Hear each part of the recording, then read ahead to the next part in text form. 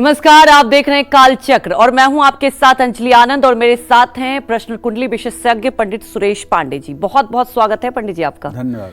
और मैं काल चक्र के तमाम दर्शकों को गणतंत्र दिवस की शुभकामनाएं देना चाहती हूं पूरी काल चक्र की टीम की तरफ से। और आज हम चर्चा करेंगे, वो चर्चा भी बेहद महत्वपूर्ण है। आपको बता दें कि आज जो हम चर्चा करेंगे वो चर्चा करेंगे सूर्य की उपासना पर कि आखिर क्यों महत्वपूर्ण है, सूर्य को जल चढ़ाना क्यों जरूरी है, घर में सूर्य की रोशनी क्यों जरूरी है, सूर्य उपासना से कैसे आपके सभी कष्ट और परेशानियां छूमंतर हो सकते हैं, सूर्य उपासना कैसे आपके जीवन को बदल सकती है। सूर्य उपासना से जुड़े हर सवालों का आज जवाब मिलेगा आपको काल चक्र में। सूर्य उपासना से जुड़े कोई भी कंफ्यूजन है तो आप आज हर कंफ्यूजन को दूर कर सकते हैं। पंडित सुरेश पांडे जी आज हर कंफ्यूजन को दूर करेंगे। लगातार हमारे साथ बने रहिए। चर्चा की शुरुआत करेंगे, लेकिन मैं पंडित जी चाहूंगी कि हमारे दर्शकों को, आज रिपब्लिक डे है और देखिए हर युवा जो है एक नए सपनों की तरफ भारत बहुत आगे बढ़ रहा है। आप क्या कहना चाहेंगे हमारे देशवासियों को, इसके बाद हम चर्चा को आगे बढ़ाएंगे। गणतंत्र दिवस पर हमारे सभी दर्शकों को, समस्त देशवासियों को बहुत बहुत शुभकामना। माँ विंध्यवासिनी आप लोगों का जीवन आनंदमय रखें और आप प्रसन्न चित्त होकर के राष्ट्र निर्माण में सहयोगी बने। जय माँ विंध्यवासिनी।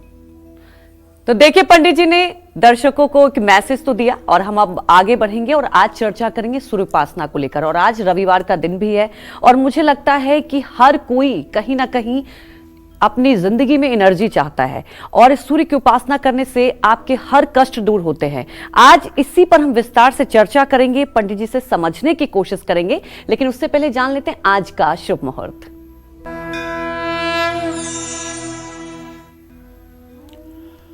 आज 26 जनवरी 2025 दिन रविवार है।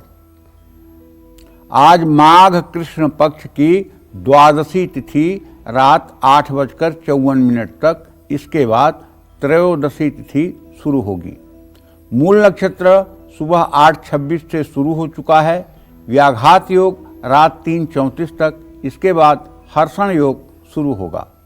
आज 76वां गणतंत्र दिवस है और आज सर्वार्थ सिद्ध योग बना हुआ है। इसी क्रम में आज के कुछ अशुभ मुहूर्त भी हैं। जैसे रविवार है तो राहु काल रहेगा शाम 4:30 बजे से 6 बजे तक और यमगंड काल रहेगा दोपहर 12:34 से दोपहर 1:54 तक। इन गुलिक काल रहेगा दोपहर 3:15 से शाम 4:35 तक। इन अशुभ समयों में किसी नए कार्य का शुभारंभ और दूर देश की यात्रा बिल्कुल नहीं करनी चाहिए। जय मां विंध्यवासिनी। तो चलिए अब चर्चा को आगे बढ़ाते हैं और जानते हैं कि सूर्य उपासना से इस खास चर्चा में आज पंडित जी से समझने की कोशिश करते हैं कि सूर्य को जल चढ़ाने की विधि के बारे में क्या होता है विधि। बहुत से लोग सूर्य को जल चढ़ाते हैं, लेकिन आपको ये नहीं पता है कि सूर्य को जल कैसे चढ़ाना चाहिए, किस रंग के कपड़े पहनकर चढ़ाना चाहिए जल और किस तरह के बर्तन में रखकर जल चढ़ाना चाहिए और कौन से नियमों का पालन करना चाहिए, ये जान लेते हैं। बताएं पंडित जी। भगवान सूर्य की उपासना सनातन धर्म का एक प्रमुख अंग है। अगर व्यक्ति कोई दूसरी पूजा पाठ नहीं कर सकता है, सिर्फ और सिर्फ भगवान सूर्य की उपासना कर लेता है, तो उसकी सारी पूजा स्वीकार हो जाती है। सनातन धर्म में हर सनातनी को शास्त्र निर्देश करता है कि वो सूर्य को अर्घ्य दें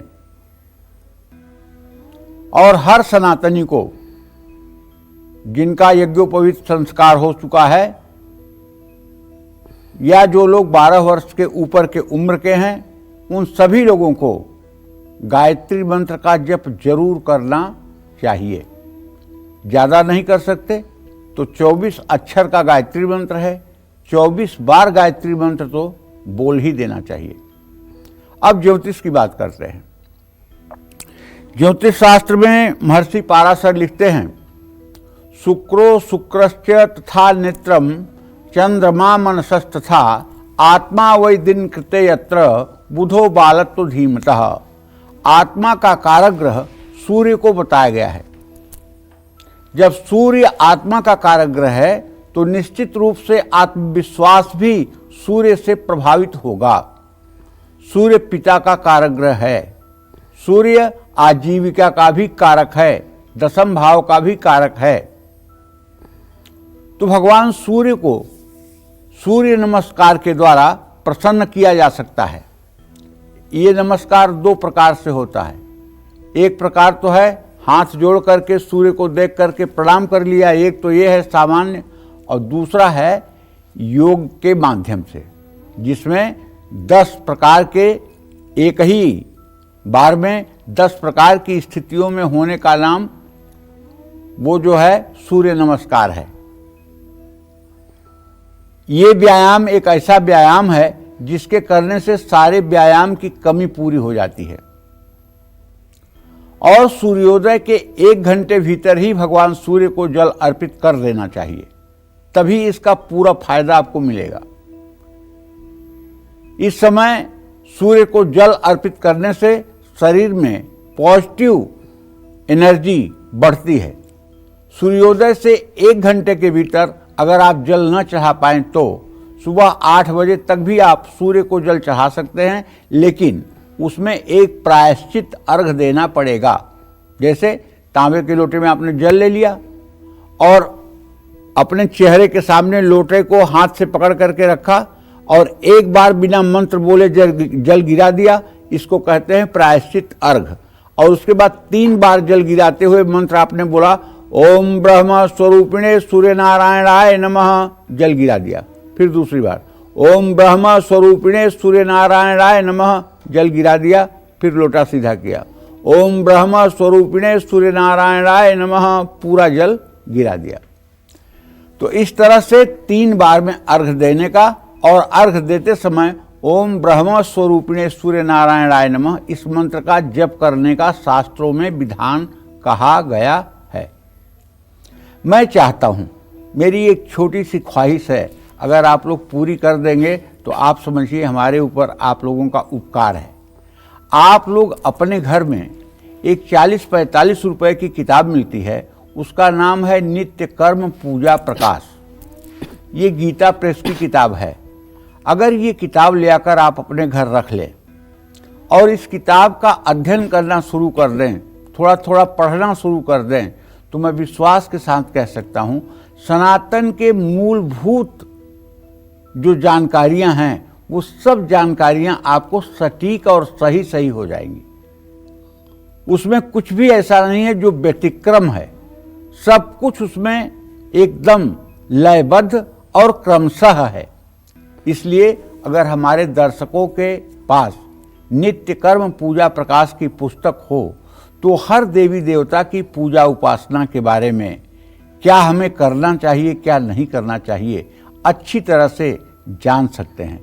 प्रातः संध्या, सायं संध्या किसे कहते हैं, क्या होती है प्रातः संध्या, क्या होती है सायं संध्या, गायत्री का पुरस्चरण कैसे करते हैं, गायत्री के मंत्रों का जप कैसे करते हैं, गायत्री का जप करने के पहले वो 16 मुद्राएं कौन सी हैं जो मुद्राएं प्रदर्शित की जाती हैं, गायत्री मंत्र के जाप के बाद 8 वो मुद्राएं कौन सी है जो गायत्री मंत्र के बाद सूर्य को दिखाई जाती हैं। ये 24 मुद्राएं आपको उसी नित्य कर्म पूजा प्रकाश पुस्तक में मिलेंगी, ये मैं आपको बता देना चाहता हूं। और स्नान करने के बाद ही सूर्य को जल अर्पित करना चाहिए। सफेद या लाल रंग के कपड़े पहनकर, पिंक कलर के कपड़े पहनकर सूर्य को जल चढ़ाने से उत्तम लाभ मिलता है। सिर्फ जल से अर्घ ना दें, लेकिन मैं कहता हूं जल से भी आप अर्घ दे सकते हैं। अगर आपके पास व्यवस्था नहीं है तो सूर्य को जल ही देने का विधान है, बाकी चीजें तो हम अपने सुविधा अनुसार डालते हैं। अगर तांबे का लोटा है तो उसमें भूल करके भी गुड़ या चीनी न डालें। अगर पीतल का लोटा है तो उसमें आप गुड़, चीनी, लाल फूल, साबुत चावल जिसको अक्षत कहते हैं, रोली, हल्दी डाल सकते हैं और 3 बार में अर्घ दे सकते हैं। अर्घ हर समय पूरब दिशा में या ईशान कोण की तरफ मुंह करके सूर्य को जल देना चाहिए। अगर बारिश का मौसम है या सर्दियों का मौसम है, बादलों ने सूर्य को घेरा हुआ है, सूर्य निकला नहीं है, तो भी आपको सूर्योदय के समय पूरब दिशा की ओर मुंह करके जल चढ़ा देना चाहिए। सूर्य को कांच, प्लास्टिक या चांदी के बर्तन से जल नहीं चढ़ाना चाहिए। जल चढ़ाने के लिए तांबा, पीतल या कांसे के लोटे का ही इस्तेमाल करना चाहिए। आप अगर हर रोज सूर्य को जल नहीं चढ़ा पाते हैं तो कम से कम सूर्य के 3 नक्षत्र कृत्तिका, उत्तरा फाल्गुनी और उत्तराषाढ़ा में सूर्य को जल जरूर चढ़ाएं। सूर्य के मंत्रों का जप जरूर करें और सूर्य ग्रह से संबंधित दान भी करें। लेकिन मैं तो ये कहना चाहता हूँ, क्या आपके पास अपने जीवन को सुंदर बनाने के लिए 5 मिनट का समय नहीं है? क्या आप सूर्य को जल दे सकें? ये कितने विडंबना की बात है। कई परत्र दुख पावई, सिर धुंधुनि पछताए, कालहि कर्महि ईश्वरहि, मिथ्या दोष लगाए। अरे सनातन धर्म में सूर्य की उपासना सभी के लिए अनिवार्य की गई है। चाहे आप राम की उपासना करें, चाहे कृष्ण की करें, चाहे दुर्गा की करें, चाहे शिव की करें, इसमें कोई बाध्यता नहीं है।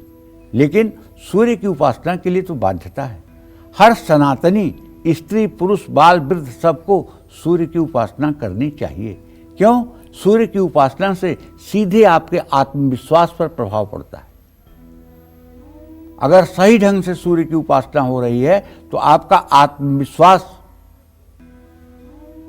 निश्चित रूप से आपके जीवन को सफल बनाएगा। जिस दिन सूर्य एक राशि से दूसरी राशि में प्रवेश करता है, जिसको संक्रांति का दिन कहते हैं, उस दिन सूर्य की साधना सर्वोत्तम मानी जाती है। विद्यार्थियों को सूर्य देवता की पूजा और सूर्य को जल चढ़ाने का नियम बना लेना चाहिए। सूर्य को जल चढ़ाते समय दोनों हाथ अपने सिर के ऊपर लेकर जाएं और फिर जल अर्पित करें। ऐसा करने से सूर्य की 7 किरणें पानी की धार से होती हुई शरीर पर पड़ती हैं और शरीर में सकारात्मक ऊर्जा और आत्मविश्वास की वृद्धि होती है। जय मां विंध्यवासिनी। तो सूर्य की उपासना के बारे में और ज्यादा समझेंगे पंडित जी से, लेकिन उसके पहले जान लेते हैं मेष राशि का राशिफल कैसा रहेगा आज का उनका पूरा दिन। अगर आपकी मेष राशि है तो आपके व्यय भाव में राहु है भाई, और व्यय भाव का स्वामी धन भाव में बैठा हुआ है। सावधान रहिएगा, आज पैसे का बड़ा नुकसान हो सकता है। जहां तक कामकाज की बात है तो कारोबार में साझेदारों से सावधान रहें। खुशनुमा अंदाज नए रिश्ते बनाएगा। नींद न आने की समस्या हो सकती है। चोट लगने की भी संभावना है, तो सावधानीपूर्वक वाहन चलाएं। काले कुत्ते को रोटी खिलाएं। शुभ अंक आपके लिए 5 है। शुभ रंग आपके लिए नीला है। जय मां विंध्यवासिनी। तब जान लेते हैं वृषभ राशि का राशिफल कैसा रहेगा आज का उनका पूरा दिन।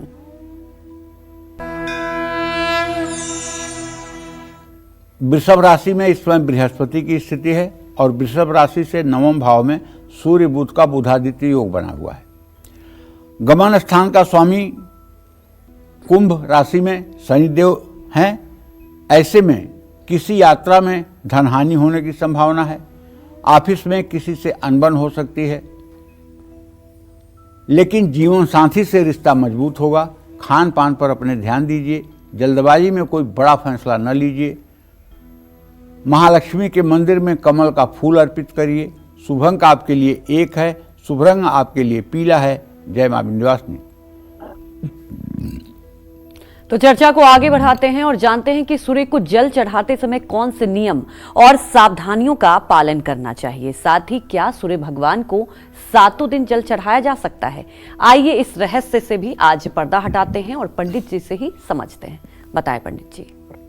देखिए, पानी में मिश्री डालकर सूर्य को जल अर्पित करने से मंगल दोष दूर हो जाता है। सूर्य को जल चढ़ाते समय ध्यान रखें कि जल की बूंदें आपके पैर पर ना गिरे। अब देखिए, यहाँ थोड़ा सा हम इस बात से जो हम कह रहे हैं, ये शास्त्रों में तो ऐसा है, लेकिन हमारी सहमति इस पर नहीं है। क्यों? क्योंकि जब जल गिरेगा तो हम जल तो सूर्य के लिए दे रहे हैं, पृथ्वी के लिए तो दे नहीं रहे हैं। जल तो हम सूर्य के लिए दे रहे हैं, और जब हमारे लोटे से जल निकलेगा अंतरिक्ष में तभी सूर्य को प्राप्त हो जाएगा। पृथ्वी पर गिरने के बाद तो सूर्य को जल नहीं प्राप्त होगा ना। तो अगर पृथ्वी पर जल गिर करके और छींटे पैर पे आ रहे हैं तो दोष कहाँ लगेगा? दोष नहीं लगेगा ना, क्योंकि हम सूर्य को जल दे रहे हैं। तो लोटे से जो जल बाहर निकला तो वो सूर्य को मिल गया, और उसके बाद वो पृथ्वी पर जा रहा है कि वो नालियों में जा रहा है कि वो कहाँ जा रहा है, आप किसकी गति को क्या देखेंगे? अब ये दिमाग में बैठा लिया, करीब मेरे पैर पर तो पानी के छींटे पड़ गए, आधे लोग तो बैठ जाएंगे, जल ही नहीं देंगे, अर्घ ही नहीं देंगे। लेकिन ज़्यादा अच्छा होगा कि यदि आप गांव में हैं तब तो जल देने के लिए कोई चिंता ही नहीं है। आप अपने घर के दरवाजे पर अच्छे ढंग से भगवान सूर्य को अर्घ दे सकते हैं। लेकिन अगर आप शहर में रहते हैं तो एक बड़ा सा गमला रखिए, उसमें थोड़ी सी बालू डाल दीजिए और उसी गमले में रोज भगवान सूर्य को अर्घ दे दिया करिए। इसका दोष नहीं लगता है। हमेशा धुले हुए साफ कपड़े पहन करके ही सूर्य की उपासना करनी चाहिए। सूर्य को जल चढ़ाते समय शरीर पर बहुत ज्यादा कपड़े नहीं होने चाहिए, ताकि सूर्य की किरणें आपके शरीर का स्पर्श कर सकें। सूर्य को चढ़ाया गया जल नाली में नहीं जाना चाहिए। अब ये बात तो ध्यान रखें कि जिन नालियों में गंदगी का पानी बह रहा है उन नालियों से सूर्य का जल ना निकले। और हाँ, किसी लकड़ी के चौकी पर खड़े होकर के अगर सूर्य को जल दिया जाए तो इसका बहुत लाभ मिलता है। सूर्य को जल चढ़ाते समय शरीर में चमड़े का बेल्ट, चमड़े का वॉलेट, चमड़े का घड़ी का बेल्ट, ये सब नहीं होना चाहिए। चप्पल पहन करके भी कभी सूर्य को अर्घ नहीं देना चाहिए। कई लोगों की ऐसी धारणा है कि चूंकि शनि और सूर्य में शत्रुता है तो शनिवार के दिन सूर्य को जल नहीं चढ़ाना चाहिए। एकदम गलत। जो लोग ये कहते हैं एकदम गलत कहते हैं। सूर्य की उपासना 365 दिन 24 घंटे हो सकती है, ऐसा बिल्कुल गलत है। सूर्य को आप 365 दिन लगातार सूर्य को अर्घ दे सकते हैं। और एक बात अच्छी तरह से जान लीजिए कि अगर केवल सूर्य की साधना सध जाए तो जिंदगी में सफलता के लिए और कुछ करने की जरूरत नहीं होती, क्योंकि मनुष्य का सबसे बड़ा मित्र जो होता है वो उसका धैर्य होता है। और धैर्य कहाँ से पैदा होता है? धैर्य आत्मविश्वास की कोख से पैदा होता है। धैर्य जो है वो आत्मविश्वास की कोख से पैदा होता है। जिसके अंदर आत्मविश्वास नहीं होगा उसके अंदर धैर्य नहीं होगा, उसके अंदर पेशेंस हो ही नहीं सकता, क्योंकि धैर्य का जन्म ही आत्मविश्वास की कोख से होता है। ये बात मान लीजिए। जिसके पास आत्मविश्वास नहीं होगा वो धैर्यवान हो ही नहीं सकता। तो इसलिए पहले आत्मविश्वास को बनाना है, बढ़ाना है। आत्मविश्वास को बढ़ाने के लिए क्या करेंगे? साउंड एनर्जी को अपने शरीर में पूर्ण रूपेण जागृत करेंगे। ओम जपाकुसुम संकाशम काश्यपेयम महाद्युतिम तमोवरिम सर्वपापघ्नम प्रणतोस्मि दिवाकरः सूर्याय नमः। ये भगवान सूर्य का जो पौराणिक मंत्र है, अगर इसका आप 108 बार नित्य प्रातः काल जप कर लें तो भी भगवान सूर्य देव की संपूर्ण कृपा आप पर बनी रहेगी। और वैदिक मंत्र भी जान लीजिए। ओम आकृष्णेन रजसा वर्तमानो निवेशयन्नमृतं मृतं च हिरण्येन सविता रथेन देवो जाति भुवनानि पश्यन्। जो लड़के कंपटीशन का एग्ज़ाम दे रहे हैं या जिन लड़कों की कुंडली में, जिन लड़कियों की कुंडली में सूर्य कमज़ोर है, जिन्हें परीक्षा का टाइम टेबल ज्ञात होते ही बीमारियां जकड़ लेती हैं और धीरे धीरे बीमारियां गंभीर होती जाती हैं और परीक्षा के दिन ऐसी स्थिति आ जाती है कि वो एग्ज़ाम देने लायक नहीं रह जाती हैं, ऐसे सभी लड़की और लड़कों को चाहिए कि सूर्य की आराधना में ये सूर्य का जो वैदिक मंत्र है जिसे मैंने आपको बताया, ओम आकृष्णेन रजसा वर्तमानो निवेशयन्न मृतंग मृतंग च हिरण्येन सविता रथेन देवो याति भुवनानि पश्यन्। अगर 108 बार इस मंत्र का नियम पूर्वक सुबह जल दे करके अनुष्ठान कर लिया जाए तो मैं दावे के साथ कहता हूँ, चाहे यूपीएससी का पेपर हो और चाहे नीट का पेपर हो और चाहे आईआईटी का पेपर हो, बच्चा जब प्रवेश करेगा एग्जामिनेशन हॉल में तो जैसे सूरज उदय होता है तो अंधेरा भाग जाता है, वैसे उस कमरे में उजाला आ जाएगा और उसके हाथ में पेपर आते ही उसका आत्मविश्वास उसे सफलता की सीढ़ियों पर चढ़ा देगा। बशर्ते आप अपने बच्चों के लिए अच्छा ट्यूशन तो देते हैं, अच्छे कॉलेज में एडमिशन कराते हैं, अच्छी किताब कॉपियाँ देते हैं, लेकिन अपने सनातनी संस्कार को उसके अंदर नहीं डालते हैं जिससे कि उसके प्रतिभा में, उसके आभा मंडल में चार चांद लगे। अच्छी बात है, अच्छी शिक्षा देना अच्छी बात है, अच्छा ट्यूशन देना अच्छी बात है, अच्छे विद्यालय में पढ़ाना अच्छी बात है, लेकिन अगर आत्मविश्वास ही नहीं है तो ये सब चीज़ें तो मिथ्या हैं। ये सब चीज़ों का प्रयोग क्या होगा? कुछ नहीं होगा। तो इसलिए आत्मविश्वास बच्चों में जागृत हो, इसलिए हमारे यहाँ शास्त्रों में 6 साल से लेकर के और 16 साल के अंदर सभी बच्चों के जनेऊ संस्कार का विधान था शास्त्रों में। और जनेऊ संस्कार में होता क्या है, चाहे अटक से कटक तक, कन्याकुमारी से कश्मीर तक कहीं भी जनेऊ का कार्यक्रम होगा तो उसमें बच्चे के कान में गायत्री मंत्र बोला जाता है और उस दिन से वो गायत्री करने का अधिकारी हो जाता है ब्रह्मचर्य आश्रम में। तो ये क्यों ऐसा किया गया है? इसलिए कि उसका आत्मविश्वास, उसका विल पावर मजबूत रहे। आप भी अगर इसका अनुसरण करेंगे और अपने बच्चों में संस्कार डालेंगे तो आप विश्वास करिए कभी अपने बच्चों से आपको किसी तरह की शिकायत नहीं होगी। जय मां विंध्यवासिनी। जान लेते हैं मिथुन राशि का राशिफल कैसा रहेगा आज का उनका पूरा दिन।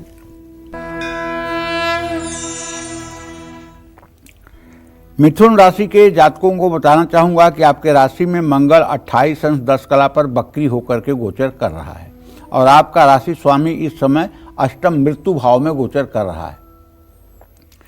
आज किसी को उधार आपको नहीं देना चाहिए। अगर उधार देंगे तो पैसा वापस नहीं मिलेगा। उधार उतना ही दें जितना वापस न मिलने पे आपको कष्ट न हो। नए कारोबार में तेजी आएगी। पारिवारिक विवाद समाप्त होंगे। मौसमी बीमारियों से सेहत बिगड़ सकती है। साझेदारों से सावधानी पूर्वक व्यवहार करें। माता पिता का आशीर्वाद लें। शुभ अंक आपके लिए 6 है। शुभ रंग आपके लिए सफेद है। जय मां विंध्यवासिनी। तो अब जानेंगे कर्क राशि का राशिफल कैसा रहेगा आज का उनका पूरा दिन। आइए जानते हैं। देखिए, कर्क राशि के जातकों को बताना चाहूंगा कि आपका राशि स्वामी चंद्रमा अभी 1-2 मिनट तक अपने से पंचम भाव में नीच राशि में है, लेकिन वो नीच राशि से अब निकल करके धनु राशि में प्रवेश करने वाले हैं। कारोबार में नुकसान होने का योग है। नई जिम्मेदारियां मिल सकती है। वैवाहिक जीवन में मतभेद हो सकते हैं। रोजाना आपको प्राणायाम करना चाहिए। किसी से वाद विवाद नहीं करना चाहिए। पंछियों को दाना डालना चाहिए। शुभ अंक आपके लिए 2 है। शुभ रंग आपके लिए गोल्डन है। जय मां विंध्यवासिनी। तो अब जानेंगे सिंह राशि का राशिफल कैसा रहेगा आज का इनका पूरा दिन।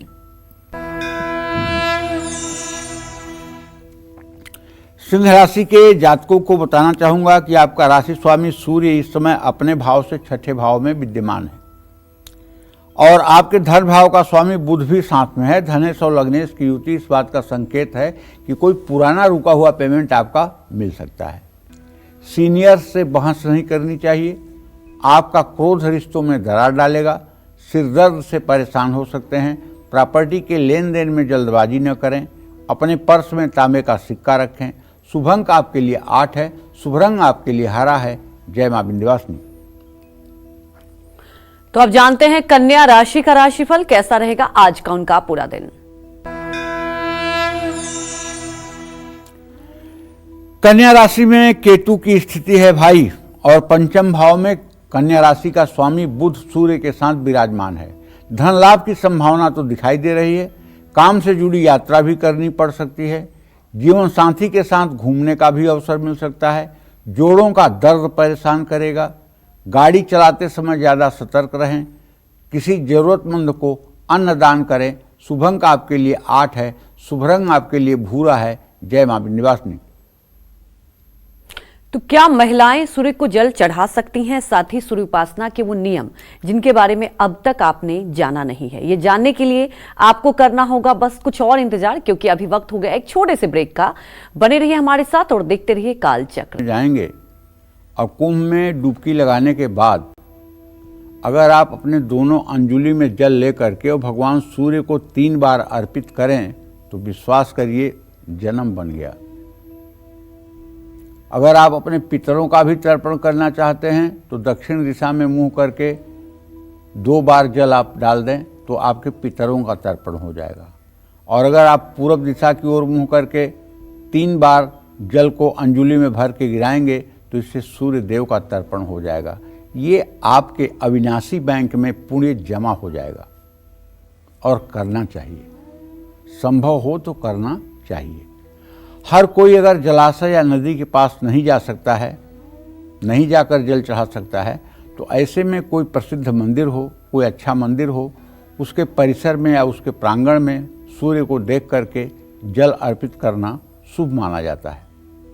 मंदिर में भी अगर नहीं जा पा रहे हैं तो अपने घर की छत पर या बालकनी में जाकर के पूर्व दिशा में मुंह करके जल चढ़ाना चाहिए। सूर्य को तांबे के लोटे से थोड़ा थोड़ा करके 3 बार में जल अर्पित करना चाहिए, लेकिन ध्यान रखिए तांबे के लोटे में गुड़, मिश्री या शहद बिल्कुल भूल करके भी न डालें, क्योंकि तांबे का संपर्क जब मीठी वस्तुओं से होता है तो इसका ऐसा केमिकल रिएक्शन होता है कि तुरंत वो मदिरा के रूप में, शराब के रूप में परिवर्तित हो जाता है। जल चढ़ाने के बाद अपने ही स्थान में खड़े होकर के आप क्लॉकवाइज 3 परिक्रमा करें और सूर्य के मंत्रों का जप करें। ओम घृणि सूर्याय नमः। आने जाने वाले स्थान पर खड़े होकर सूर्य को जल नहीं चढ़ाना चाहिए। फिर उगते हुए सूर्य को ही अर्घ न दें, बल्कि साल में एक बार कार्तिक मास की षष्ठी तिथि में ढलते हुए सूर्य को भी अर्घ देने का विधान है। लेकिन सच्ची बात यह है जो हमारे शास्त्रों में लिखी हुई है, ये तो छठ पूजा का जो अस्त के सूर्य का अर्घ है उसकी चर्चा मैंने किया है, लेकिन हमारे सनातन धर्म में ये कहा गया है कि 365 दिन नित्य प्रातः सायं दोनों समय सूर्य को अर्घ देना चाहिए। प्रातः सूर्योदय के समय और सायंकाल सूर्यास्त से पहले सूर्य को अर्घ देना चाहिए। प्रातः संध्या, सायं संध्या करने का विधान हर सनातनी के लिए है। और संध्या का मतलब आप ये समझिए जोड़ से होता है। संध्या माने 2 चीज़ों की संधि, जैसे रात्रि और दिन की संधि सुबह है और दिन और रात्रि की संधि शाम है। और हर समय सूर्य की उपासना दिन में ही करनी चाहिए। जानते हैं गीता में, गीता के महात्म्य में वेदव्यास ने लिखा है, गीता अध्ययनशीलस्य प्राणायाम परस्य च नैवम सन्ति हि पापानि पूर्व जन्म कृतानि च। चाहे आपके पूर्व जन्म का कितना भी ज़्यादा दुर्भाग्य हो, चाहे आपकी जन्म कुंडली कितना भी दुर्भाग्य योग में हो, लेकिन अगर आप रोज गीता का पाठ करना शुरू कर दें और प्राणायाम करना शुरू कर दें तो आपके सारे ग्रह निरस्त हो जाएंगे। ये मैं दावे के साथ कह रहा हूं, आजमाई हुई बात कह रहा हूं। दुर्भाग्य अगर आपके ऊपर चौकड़ी मार के बैठ चुका है और 19 साल की शनि की खराब दशा शुरू हो गई है, या 18 साल के लिए राहु बुरी स्थिति में है, या मंगल मार्केश हो गया है, या राहु और केतु आपको अब दुखी कर रहे हैं, या शनि की 7.5 ने आपका जीना मुहाल कर दिया है, तो हमारे सनातन धर्म में इसका इलाज है। इसका इलाज ये है कि सुबह सूर्य को अर्घ देने के बाद सुंदर ऊनी आसन पर बैठकर, अगर आप गृहस्थ हैं तो, अगर आप विरक्त हैं तो कुशासन पर भी बैठ सकते हैं, लेकिन अगर आप गृहस्थ हैं तो उन्हीं आसन पर काले और नीले रंग का आसन न हो, बस ध्यान रखिए पूरब दिशा में मुंह करके प्राणायाम करिए। प्राणायाम कैसे करेंगे? 15 सेकंड दाहिने नाक को बंद करके बाईं नाक से 15 सेकंड श्वास को नाभि तक ले जाएंगे, फिर दोनों नाक को बंद करेंगे, 60 सेकंड तक श्वास को रोकेंगे, उसके बाद 60 सेकंड के बाद दाहिनी नाक को छोड़ देंगे और कोशिश करें कि 30 सेकंड तक ये श्वास धीरे धीरे निकले। इसको कहते हैं मध्यम प्राणायाम। अब ये दो प्रकार से होता है, एक अगर्भ एक सगर्भ। एक मतलब मंत्रों के द्वारा जो होता है वो सगर्भ है, जो बिना मंत्रों के होता है वो अगर्भ है। तो मंत्रों द्वारा किया हुआ जो प्राणायाम होता है वो कल्प वृक्ष के समान फलदायी होता है। उसके लिए भी मंत्र है, नित्य कर्म पूजा प्रकाश किताब जो मैंने आपको बताया उसमें लिखा हुआ है। ओम भुव ओम स्वः ओम महा ओम जना ओम तपः ओम सत्यम ओम तत्सवितुर्वरेण्यं भर्गो देवस्य धीमहि धियो यो नः प्रचोदयात् ओम आपो ज्योतिरसो अमृतम ब्रह्म भूर्भुवः स्वरोम। ये मंत्र है। अब इस मंत्र को 3 बार सांस खींचना जब शुरू करिए तभी से पढ़ना शुरू करिए और नाभि पर 6 पंखुड़ियों वाले नीले रंग के कमल दल की कल्पना करते हुए भगवान विष्णु को बैठा हुआ देखिए और 16 पंखुड़ियों वाले भूरे रंग के कमल की कल्पना हृदय पर करते हुए चतुर्भुज चतुर्मुख मतलब 4 मुख वाले ब्रह्मा का ध्यान करिए और भृगुटी पर द्विदल कमल वाले फूल को कल्पना करिए, उस पर भगवान शिव को बैठा हुआ देखिए। 3 3 6 3 9 9 बार इस मंत्र की एक बार के में आवृत्ति होनी चाहिए। और जिस दिन आपका ये प्राणायाम सध जाएगा, जिस दिन आप प्राणायाम में प्रवीण हो जाएंगे, उस दिन के बाद से कोई ग्रह आपका कुछ नहीं बिगाड़ पाएगा। ये सारे ग्रह सूर्य चंद्रमा मंगल बुध बृहस्पति शुक्र शनि राहु केतु रंक बन जाएंगे। केवल प्राणायाम में इतनी ताकत है। भगवान श्री कृष्ण ने गीता में अपनी 84 विभूतियों का वर्णन किया है, जिसमें उन्होंने ये भी कहा है कि बलों में मैं प्राणायाम हूं, बलों में मैं प्राणायाम हूं, अर्थात प्राणायाम सबसे बड़ा बल है। तो इस तरह से आप करके अपने जीवन को सही मार्ग पर ला सकते हैं। जय मां विंध्यवासिनी। तो अब जानेंगे तुला राशि का राशिफल कैसा रहेगा आज का उनका पूरा दिन।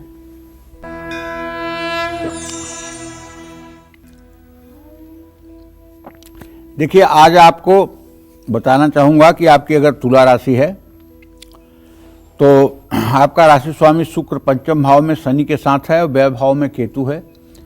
ऑनलाइन स्कैम से बचिए। ऑफिस में आपके काम की तारीफ होगी, भाई से विवाद हो सकता है, स्किन संबंधित रोग होने की संभावना है, ज़्यादा उत्साह नुकसानदायक होगा। गणेश जी को लड्डू का भोग लगाएं। शुभ अंक आपके लिए 4 है, शुभ रंग आपके लिए नारंगी है। जय मां विंध्यवासिनी। तो जान लेते हैं वृश्चिक राशि का राशिफल कैसा रहेगा आज का इनका पूरा दिन। वृश्चिक राशि के जातकों को बताना चाहूंगा कि आज पैतृक संपत्ति मिलने का योग है। ऑफिस में सहयोगी साथ देंगे, बातचीत से रिश्तों में सुधार आएगा। ब्लड प्रेशर से जुड़ी समस्या हो सकती है। किसी को अपशब्द न बोलें। बहते जल में नारियल प्रवाहित करें। शुभ अंक आपके लिए 9 है, शुभ रंग आपके लिए आसमानी है। जय मां विंध्यवासिनी।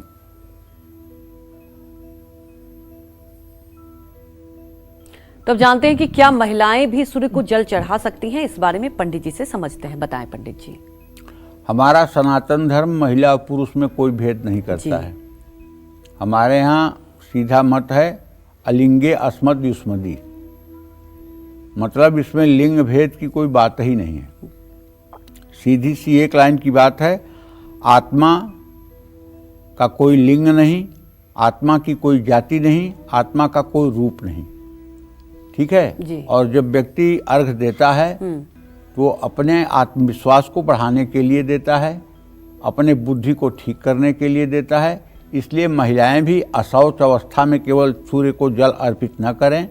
वो इसलिए कि अशौच अवस्था में महिलाएं स्नान करने के लिए भी हमारे यहाँ वर्जित किया गया है। बाकी नियमों का पालन जरूर करें। महिलाएं हमेशा अपने बाल बांधकर सूर्य को जल चढ़ाएं। सुहागन महिलाएं मांग में सिंदूर लगाकर सूर्य को जल दें। महिलाओं को कभी भी काले रंग के कपड़े पहन के सूर्य को अर्घ नहीं देना चाहिए।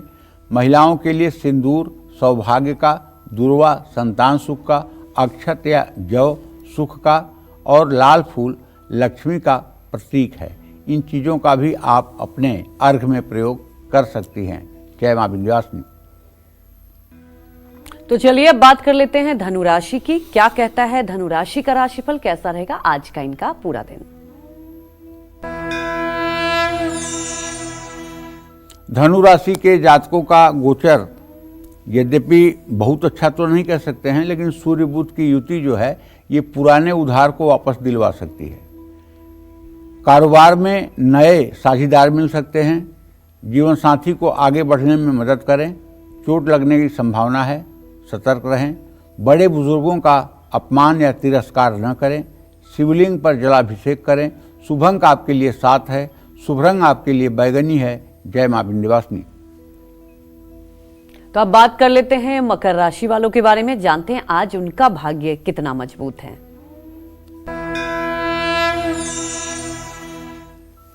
मकर राशि के जातकों से यही कहना चाहूँगा कि आपके राशि में बुधादित्य योग चल रहा है। शनि की 7.5 आपके अंतिम फेज में है। 29 मार्च 2025 तक आपके ऊपर शनि की 7.5 है। तो आत्मविश्वास से धन लाभ होगा और ऑफिस में थोड़ा सा वाद विवाद भी हो सकता है।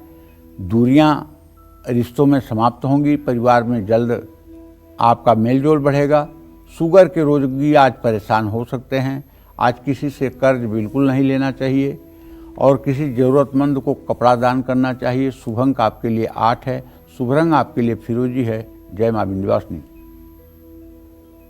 तो चलिए अब बात कर लेते हैं सूर्य उपासना से जुड़े उन नियमों के बारे में जिनके बारे में शायद अब तक आपने नहीं सुना होगा।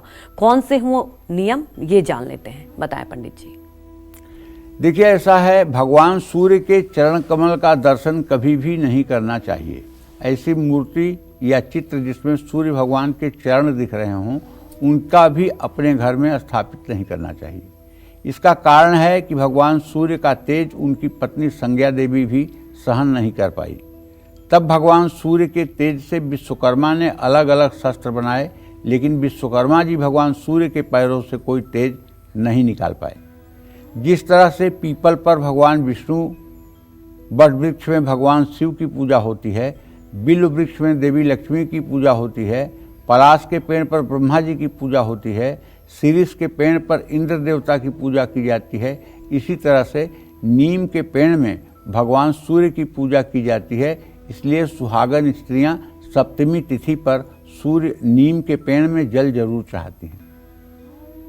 सप्तमी तिथि में जिस तरह भगवान शिव का आवाहन नर्मदेश्वर में नहीं करना चाहिए, क्योंकि नर्मदेश्वर स्वयं प्रतिष्ठित होता है। भगवान विष्णु का आवाहन शालिग्राम में नहीं होता है, क्योंकि उसमें प्रतिष्ठित है। उसी तरह से भगवान सूर्य का आवाहन सूर्य यंत्र में नहीं करना चाहिए। सूर्य भगवान की प्रतिष्ठा शंख, गोमती चक्र, नर्मदेश्वर, सूर्य यंत्र, बाणलिंग और शालिग्राम शिला में नहीं करनी चाहिए। सूर्य यंत्र की पूजा हमेशा बिना सूर्य का आवाहन किए किया जाना चाहिए। भगवान सूर्य को अर्घ दिए बिना किसी भी देवी देवता की पूजा शुरू नहीं करनी चाहिए। भगवान सूर्य को प्रसन्न करने के लिए उनका व्रत जरूर करना चाहिए।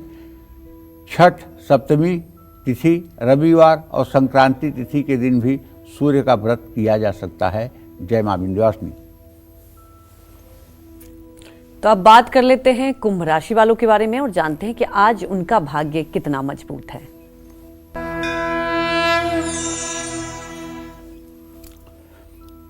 कुंभ राशि के जातकों को बताना चाहूँगा कि धन की आवाजाही सामान्य रहेगी। कोई नया काम शुरू कर सकते हैं। आपकी बातें रिश्तों में उलझन पैदा कर सकती हैं। मानसिक तनाव स्वास्थ्य बिगाड़ सकता है। प्रॉपर्टी के कागजात संभाल कर रखें। दुर्गा मंदिर में घी का दिया जलाएं। शुभ अंक आपके लिए 5 है। शुभ रंग आपके लिए जामुनी है। जय मां विंध्यवासिनी। तो अब जान लेते हैं मीन राशि वालों के बारे में कि आज उनका भाग्य कितना मजबूत है।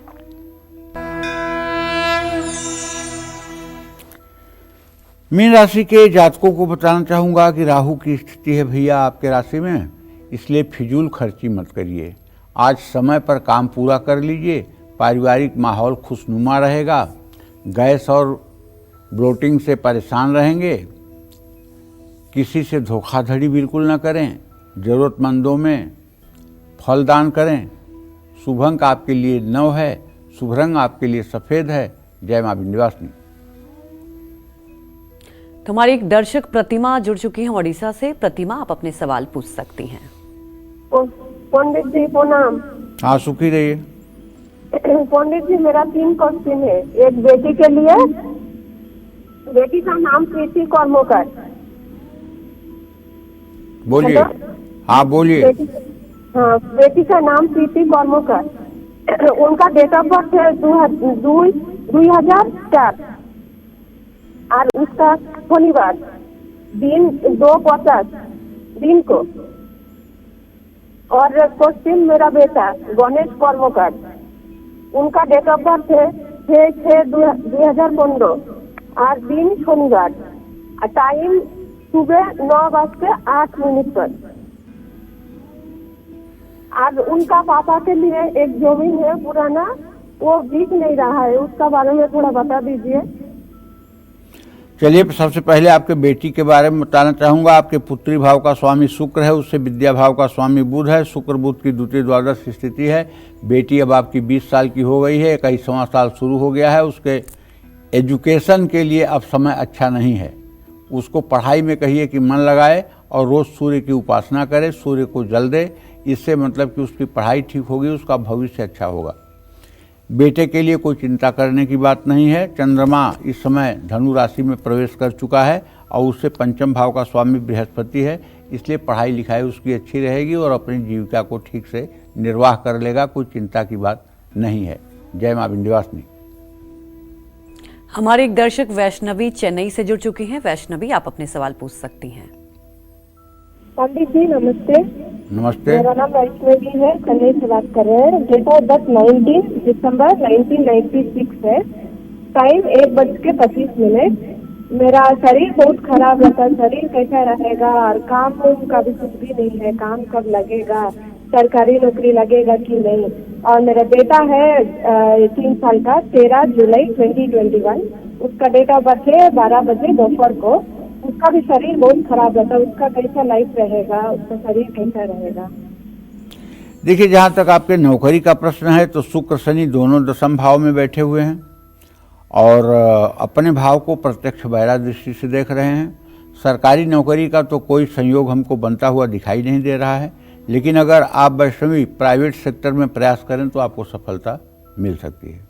जहाँ तक आपने अपने बच्चे के बारे में प्रश्न पूछा है तो उसके बारे में बताना चाहूँगा कि अभी जून तक तो उसका समय मध्यम है, लेकिन जून के बाद उसका समय अच्छा शुरू होगा और एजुकेशन से लेकर के सब कुछ चीज़ें उसकी ठीक हो जाएंगी। आपको चाहिए कि अपने बेटे के हाथ से इस ठंड के मौसम में किसी ज़रूरतमंद व्यक्ति को एक कंबल दान करवा दें। इससे भी इसके ग्रह स्थिति में सुधार होगा। जय मां विंध्यवासिनी। तो सूर्य उपासना में कैसा दीपक जलाना चाहिए, भगवान सूर्य की कितनी परिक्रमा करनी चाहिए, क्या है सूर्य उपासना के नियम, ये सब बताएंगे पंडित जी आपको। लेकिन एक छोटे से ब्रेक के बाद आप बने रहिए हमारे साथ और देखते रहिए काल चक्र।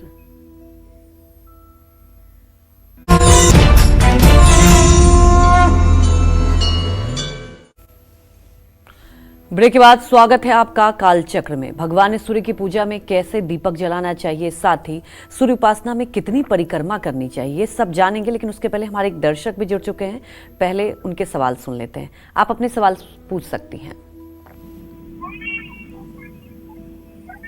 रीना, आप अपने सवाल पूछिए और टीवी का वॉल्यूम कम कर लीजिए। हेलो पंडित जी प्रणाम। हाँ, सुखी रहिए भैया। पंडित जी, हम अपने लड़की के और लड़के के बारे में जानना चाह रहे हैं। बेटी की बर्थडे है 25 जुलाई 1996 रात का 10:46 जी।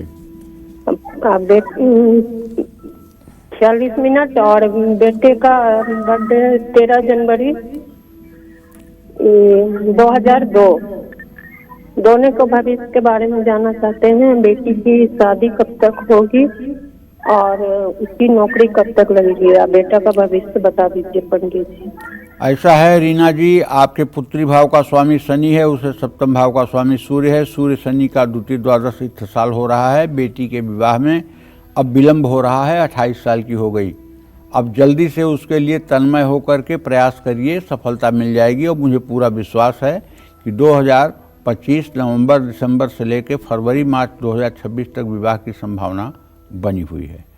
अब विवाह अच्छा हो, इसके लिए आपकी बेटी को चाहिए कि वो रोज राम रक्षा स्तोत्र का पाठ किया करे और सोमवार के दिन भगवान शिव की उपासना किया करे।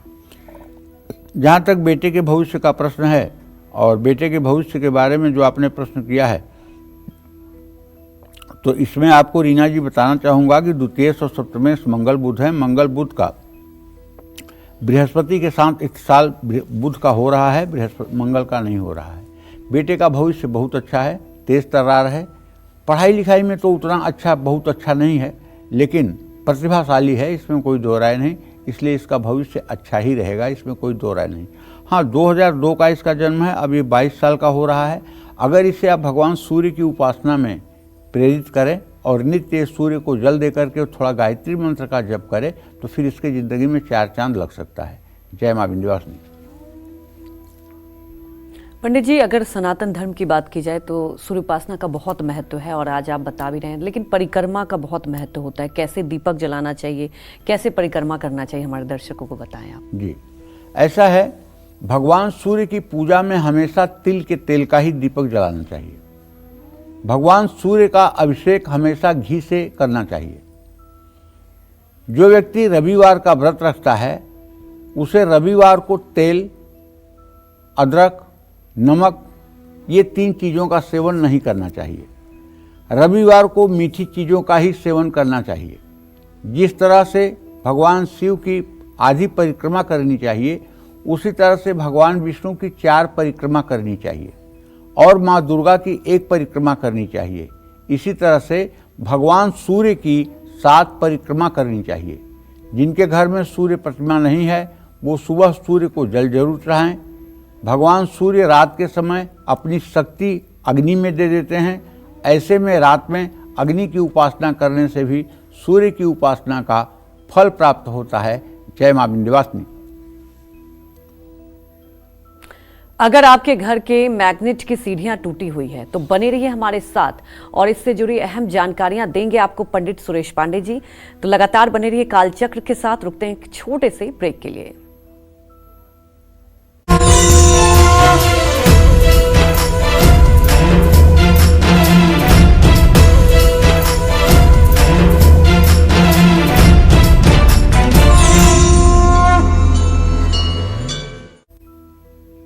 ब्रेक के बाद स्वागत है आपका कालचक्र में। क्या आपके घर के मेन गेट की सीढ़ी टूटी हुई है? ऐसा अगर आपके घर में है तो आपको इसके कौन से दुष्प्रभाव झेलने होंगे, ये जानेंगे पंडित जी से। लेकिन उसके पहले हमारी एक दर्शक मथुरा से शीतल जुड़ चुकी हैं।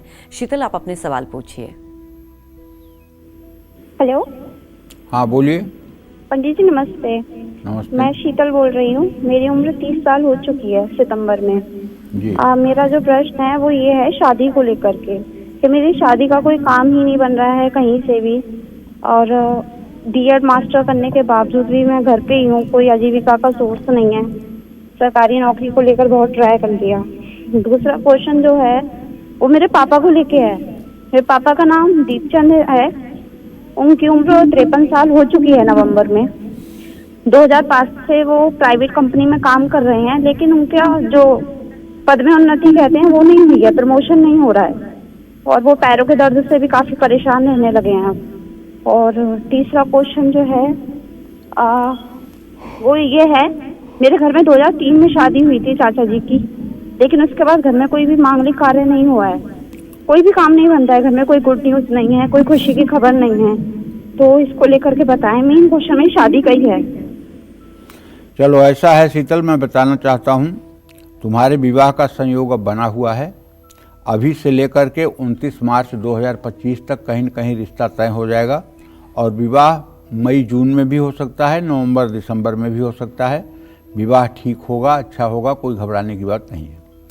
जहाँ तक आपने अपने पिताजी के बारे में प्रश्न पूछा है तो बताना चाहूँगा कि आपके पिताजी को जो पैरों में दर्द की शिकायत है वो हीमोग्लोबिन की कमी से है। क्योंकि सूर्य उसको देख रहा है और चंद्रमा की स्थिति नीच राशि से निकली है, इसलिए उनको अपना हीमोग्लोबिन और आयरन चेक करवाना चाहिए। मेरा विश्वास है कि उनका हीमोग्लोबिन 9-10 से ज़्यादा नहीं है। अगर 13-14 तक उनका हीमोग्लोबिन हो जाएगा तो उनके शरीर का दर्द अपने आप ठीक हो जाएगा। अच्छा, दूसरी बात ये कहना चाहता हूँ कि पिताजी की आर्थिक स्थिति ठीक हो, इसके लिए पिताजी को चाहिए कि रोज़ श्री सूक्त और कनकधारा स्त्रोत का सुबह शाम पाठ किया करें। अगर ये श्री सूक्त कनकधारा स्त्रोत का पाठ करें और हर सोमवार को शिव मंदिर जाएं तो निश्चित रूप से इनका कल्याण होगा। जय मां विंध्यवासिनी। तो चर्चा को आगे बढ़ाते हैं और जानते हैं कि अगर आपके घर के मेन गेट की सीढ़ियां टूटी हुई है तो उससे क्या नुकसान होता है, उससे क्या परेशानियां आती है, ये समझते हैं। बताएं पंडित जी। देखिए, घर के मेन गेट की सीढ़ी अगर कभी भी टूटी हुई है तो ये बहुत दुर्भाग्य का लक्षण है। मेन गेट की सीढ़ियां अगर टूटी हुई हैं तो घर में रहने वालों को आमदनी से ज़्यादा खर्चा सहना पड़ता है, आमदनी पर रोक लगती है। मेन गेट की सीढ़ी अगर टूटी या गंदी रहती हो तो परिवार को बचत करने में काफ़ी तकलीफ आती है। सीढ़ियों के टूटे किनारे वास्तु दोष लाते हैं। ऐसे में समय रहते अगर इसका ध्यान न रखा जाए तो परिवार पर संकट आता है। जय मां विंध्यवासिनी। तो देखिए पंडित जी, आज बहुत सारी अहम जानकारियां दी और पंडित जी आपने बताया हमारे दर्शकों को कि हर दिन सूर्य की उपासना करनी चाहिए, लेकिन 365 दिन उपासना तो करनी चाहिए, लेकिन जब सूर्य ग्रहण लगता है तो वैसे में क्या करना चाहिए? क्या उस दिन भी सूर्य की उपासना करनी चाहिए? जरूर करनी चाहिए। अच्छा। सूर्य ग्रहण हो या चंद्र ग्रहण हो, ये मंत्रों की सिद्धि के लिए बहुत आवश्यक है। ग्रहण से पहले आप स्नान करके अपने पूजा स्थान में बैठ जाइए और जब तक ग्रहण रहे तब तक आप जिस मंत्र को सिद्ध करना चाहते हैं उस मंत्र का जप करिए। वो मंत्र आपका पक्का सिद्ध हो जाएगा। अगर आप श्री सूक्त कनकधारा स्त्रोत पढ़ रहे हैं तो लक्ष्मी सिद्ध हो जाएंगी। राम रक्षा स्त्रोत पढ़ रहे हैं तो प्रभु श्री राम सिद्ध हो जाएंगे। हनुमान चालीसा पढ़ रहे हैं तो हनुमान जी सिद्ध हो जाएंगे। मतलब जिसकी भी सिद्धि आपको चाहिए, पूरे ग्रहण काल में उन मंत्रों का जप आपको करते रहना चाहिए। किसी मूर्ति का स्पर्श नहीं करना चाहिए। और ग्रहण समाप्ति के बाद किसी पवित्र नदी, जलाशय या फिर गंगा जल डाल करके पानी में स्नान करना चाहिए। और स्नान करने के बाद कुछ अन्न वस्त्र जो है किसी धार्मिक पुजारी व्यक्ति को दान करना चाहिए। इससे निश्चित रूप से ग्रहण काल में किया हुआ आपका मंत्र जप आपको सिद्धि प्रदान करेगा और आपकी मनोकामनाओं को पूरा करेगा। जय मां विंध्यवासिनी। तो हमारे एक दर्शक जोधपुर से सरोज जुड़ चुके हैं। सरोज, आप अपने सवाल पूछिए। हेलो पंडित जी, प्रणाम। सुखी रहो।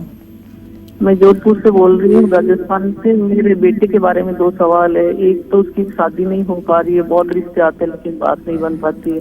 एक वो कुछ काम नहीं करना चाहता, बहुत ज्यादा आलसी है। और दूसरा सवाल मेरे बारे में, मेरी तबीयत ठीक नहीं रहती है, हमारे घर में कोई खुशी नहीं है, बिल्कुल ऐसे ही रहता है पूरा। देखिए, आपके बेटे के शादी का योग तो बना हुआ है। मुझे लगता है कि 8 मई से 9 जून के बीच में इसका रिश्ता तो कहीं न कहीं तय हो जाएगा। लेकिन ये बिल्कुल सही कह रही हो कि बहुत ज़्यादा आलसी है, बहुत ज़्यादा लेजी है। इसके आलस्य को दूर करने के लिए बस एक ही तरीका है कि ये मंगलवार का व्रत करे। अगर ये मंगलवार का व्रत करना शुरू कर दे तो निश्चित रूप से इसका आलस्य कम हो जाएगा और ये एक्टिव हो जाएगा। जहाँ तक आपके स्वास्थ्य का प्रश्न है तो इसके विषय में मैं बताना चाहूँगा कि आप शनिवार की शाम पीपल के पेड़ के नीचे सरसों के तेल का दिया जलाइए और पीपल की 7 परिक्रमा करिए। ये कुछ दिनों तक उपाय करने के बाद आपको राहत महसूस होगी। जय मां विंध्यवासिनी। तो हमारे एक और दर्शक जालंधर से दर्शन सिंह जुड़ चुके हैं। दर्शन सिंह, आप अपने सवाल पूछिए। जी, आप अपने सवाल पूछिए। जी हेलो। हाँ बोलिए। पंडित जी राम राम जी। राम राम। मैं जी दर्शन सिंह जलंधर पंजाब से बोल रहा हूँ जी। जी मेरे 2 बेटे हैं। बड़े का नाम है जतिंदरपाल सिंह, तो उसका जन्म तारीख है 9/7/1985। जी। टाइम सुबह 6:30 बजे, दिन मंगलवार को। जी। इसकी पहले शादी हुई तो फिर 3 साल हो गए, तलाक हो गया था। तो दूसरा मेरा बेटा है जगजीत सिंह, उसकी जन्म तारीख है 7/9/1999, टाइम सुबह 2:30 बजे जी। इन दोनों के बारे में पूछना जी, शादी नहीं हो रही दोनों की। देखिए ऐसा है भाई कि आपके बड़े पुत्र के भाव का स्वामी चंद्रमा है, उसे सप्तम भाव का स्वामी शनि है, चंद्र शनि की स्थिति चतुर्थ दशम है। आपके बेटे के 39 साल की उम्र हो गई है। दूसरा विवाह करने के लिए अगर आप प्रयास करेंगे तो अभी से 3 से 4 महीने के बीच में सफलता मिल सकती है, लेकिन प्रयास करना पड़ेगा। बिना प्रयास के सफलता नहीं मिलेगी। और इनका वैवाहिक जीवन अच्छा हो, इसके लिए इन्हें किसी गुरुद्वारे में या किसी मंदिर में लगातार 16 सोमवार दूध का पैकेट दान करना चाहिए। इससे निश्चित रूप से विवाह होने में आसानी आएगी। जहाँ तक दूसरे बेटे के बारे में आपने प्रश्न किया है, तो उसके बारे में ये बताना चाहूँगा कि देखिए उनके भी विवाह का संयोग बनेगा, लेकिन बड़े का विवाह होते ही छोटे वाले के विवाह का संयोग खुल जाएगा। जय मां विंध्यवासिनी। पंडित जी, आज आप सूर्य उपासना को लेकर लगातार चर्चा भी कर रहे हैं। वहीं सुबह उठने का बहुत महत्व होता है, लेकिन आज के वक्त में आप ये देखते ही हैं कि सबके लाइफस्टाइल बहुत अलग हो चुके हैं। किसी किसी की ड्यूटी ऐसी रहती है, को रात को ही करते हैं।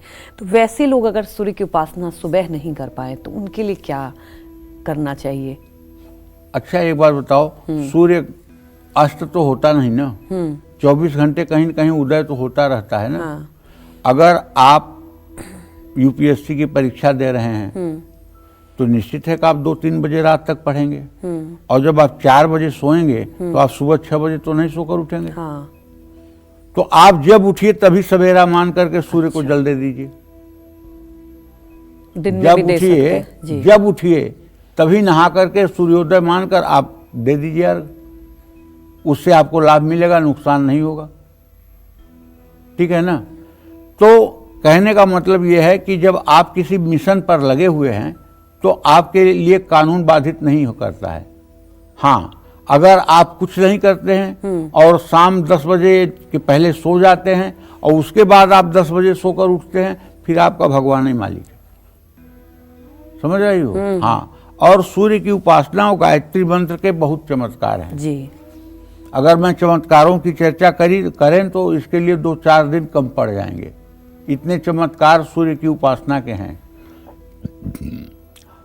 चाहे जैसा भी चर्म रोग हो किसी को, जी। पूरा शरीर सफेद पड़ गया हो, एक्जिमा हो, शरीर से मवाद निकलती हो, बदबू आती हो, हर समय शरीर में खुजली होती हो, मैं दावे के साथ कहता हूं, आप पवित्र मन से एक तांबे का हवन कुंड अपने घर में ले आइए, आम की लकड़ियां रखिए और गाय के घी की व्यवस्था करिए। गाय के घी और 1 चम्मच शहद, 1 चम्मच चीनी और 1 चम्मच काला तिल डालकर चांदी के चम्मच से गायत्री मंत्र से प्रातःकाल हवन करना शुरू कर दीजिए और रोज सुबह 108 बार, सायंकाल 108 बार हवन करिए। ये उपाय आप 125 दिन करिए। अगर चर्म रोग आपसे विदा न हो जाए तो बताइए। लेकिन इन 125 दिनों में आपका खान पान आचरण बिल्कुल साधु संतों जैसा होना चाहिए। किसी तरह का तामसी भोजन नहीं करेंगे। ब्रह्मचर्य किसी कीमत पर नष्ट नहीं होना चाहिए और किसी तरह से दूसरे का दिया हुआ भोजन नहीं करना चाहिए। एकदम पवित्रता ही पवित्रता होनी चाहिए। फिर इसका चमत्कार आप देख सकते हैं। ये सूर्य उपासना से ही जुड़ा हुआ विषय है। जय मां विंध्यवासिनी। पंडित जी, लेकिन एक देखने को ये भी मिलता है कई बार, अगर कुंडली की बात की जाए, किसी का सूर्य, कहते हैं ना कि सूर्य मजबूत हो तो आप कुछ भी जीत सकते हैं, लेकिन अगर कुंडली में सूर्य की स्थिति नहीं अच्छी हो तो क्या परेशानी होती है? ऐसे जीवन में कौन सी घटनाएं होती है जिससे हमें एक सिग्नल मिल जाए? सूर्य कमजोर होगा तो ऐसे व्यक्ति के अंदर आत्मविश्वास नहीं होगा। अच्छा। अगर वो आदमी किसी से बात करेगा तो हकलाएगा, बात बात में अटक जाएगा, उसके बाप का सुख अच्छा नहीं होगा। अच्छा। उसके बाप को पूरी जिंदगी संघर्षों में ही एंडिया रगड़नी पड़ेंगी। सूर्य कमजोर हो तो चेहरे का आभा मंडल 0 होगा, चेहरे पर चमक नहीं होगी। सूर्य मतलब कि आत्मा का कारक है। सूर्य अगर कमजोर और खास करके सूर्य अगर तुला राशि के 10 डिग्री पर है तो ऐसा व्यक्ति अगर कुबेर का भी बेटा हो तो भीख मांग के ही मरेगा। दरिद्रता इतनी हो जाएगी, सारे राजयोग भंग हो जाएंगे। लेकिन इन सब के बावजूद जी मैं पूरे विश्वास के साथ कह सकता हूँ कि हम लोग कोई कुत्ता बिल्ली और मतलब कबूतर नहीं है जी, जी। जो किस्मत में लिखा है वही होना है। हम अपनी किस्मत को बदल सकते हैं। वेद व्यास साफ साफ गीता में लिखते हैं, गीता अध्ययनशील से प्राणायाम परस्य नैवम संति पापानि पूर्व जन्म कृतांच। पूर्व जन्म आपको बाधित नहीं कर सकता है, केवल प्राणायाम करिए और गीता का पाठ करिए। तो करिए प्राणायाम, क्या दिक्कत है? रोज 10 मिनट सुबह शाम प्राणायाम करिए और गीता का ज्यादा नहीं तो 1 2 4 मंत्र रोज पढ़िए और उसको अपने जीवन में उतारिए। फिर देखिए ये ग्रह कैसे आपसे भागते हैं। फिर दुर्भाग्य आपका पीछा न छोड़ दे तो कहिए हाँ, आप कादर मन कहूं एक अधारा, दैव दैव आलसी पुकारा। मतलब करो कुछ मत और केवल ये कहो कि भगवान ही नहीं कर रहे हैं, भगवान ही नहीं कर रहे हैं। अरे भगवान तो मंगल भवन है, अमंगलहारी हैं। जैसे सूरज अंधकार नहीं कर सकता वैसे भगवान किसी को दुख नहीं दे सकते। दुख आप पाते हैं अपने कर्मों के आधार पर। अवश्य में भोक्तव्यम कृतम कर्मम शुभाशुभम। जो आपके शुभ अशुभ कर्म हैं उसी के अनुसार आपको दुख सुख मिल रहा है। तो इसलिए सूर्य की उपासना से सब कुछ संभव है। जय मां विंध्यवासिनी। तो हमारे एक दर्शक भी मंजू जुट चुकी हैं यमुनानगर से। मंजू, आप अपने सवाल पूछ सकती हैं पंडित जी से।